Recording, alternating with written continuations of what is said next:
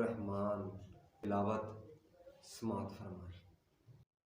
बिस्मिल्लाहिर्रहमानिर्रहीम।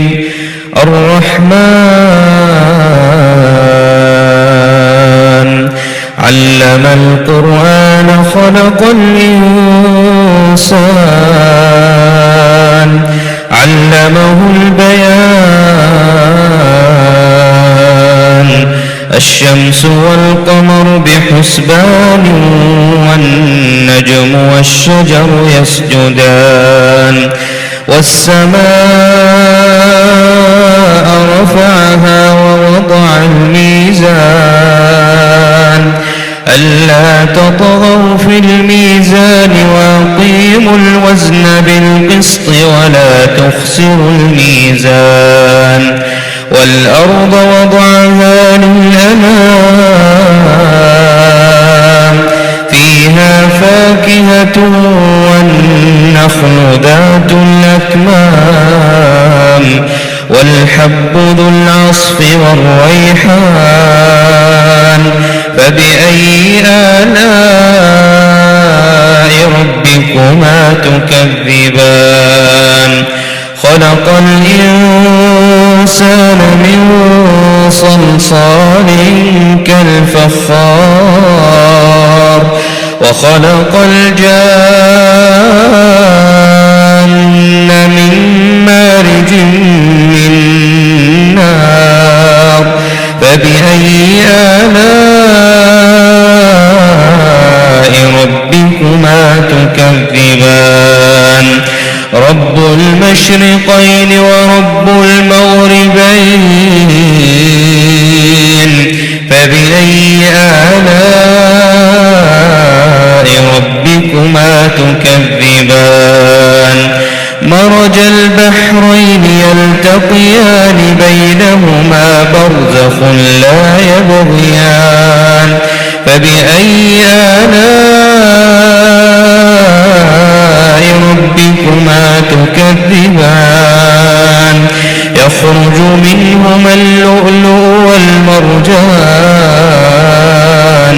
فبأي آلاء ربكما تكذبان وله الجوار المنشآت في البحر كالأعلام فبأي آلاء ربكما تكذبان كل من عليها فان ويبقى وجه ربك ذو الجلال والإكرام فبأي آلاء ربكما تكذبان يسأله من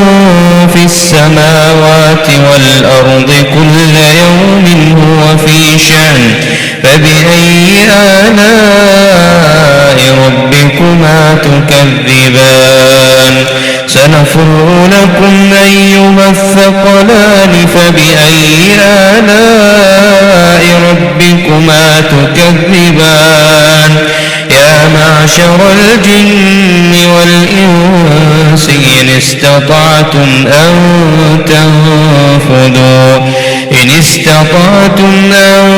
تنفذوا من أقطار السماوات والأرض فانفذوا لا تنفذون إلا بسلطان فبأي آلاء ربكما تكذبان يرسل عليكما شواظ من نار ونحاس فلا تنتصران فبأي آلاء ربكما تكذبان فإذا انشقت السماء فكانت وردة كالدهان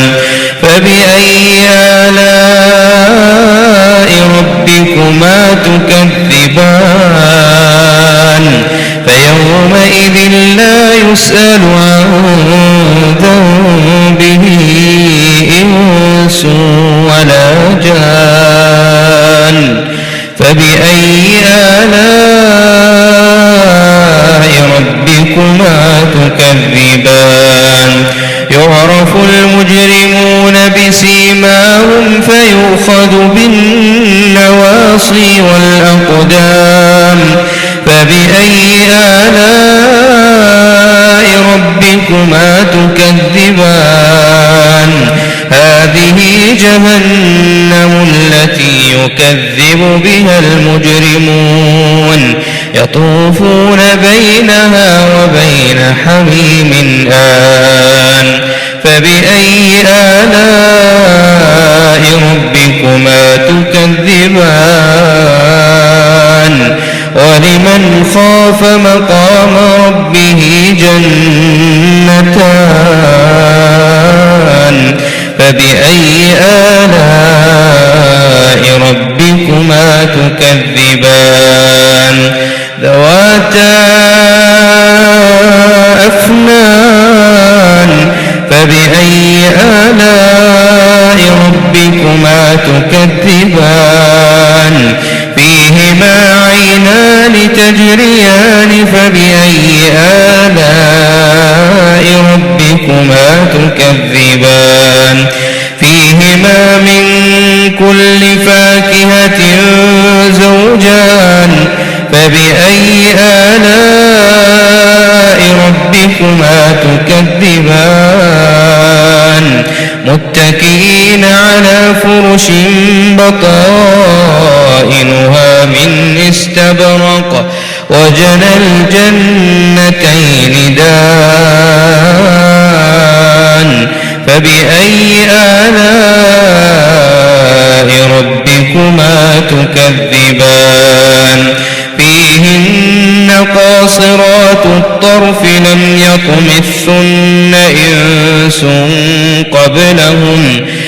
يطمثن إنس قبلهم ولا جان فبأي آلاء ربكما تكذبان كأنهن الياقوت والمرجان فبأي آلاء ربكما تكذبان هل جزاء الإحسان إلا الإحسان فبأي آلاء ربكما تكذبان ومن دونهما جنتان فبأي آلاء ربكما تكذبان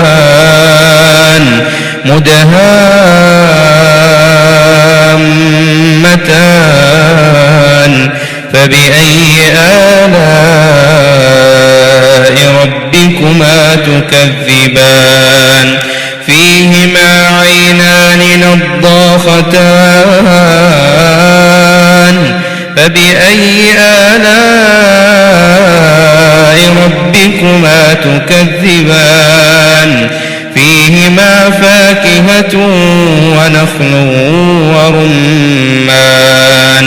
فبأي آلاء ربكما تكذبان فيهن خيرات حسان فبأي آلاء ربكما تكذبان حور مقصورات في الخيام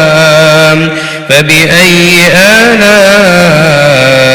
ربكما تكذبان لم يطمثن إنس قبلهم ولا جان فبأي آلاء ربكما تكذبان متكئين على رفرف خضر وعبقري حسان فبأي آلاء ربكما تكذبان تبارك اسم ربك ذي الجلال والإكرام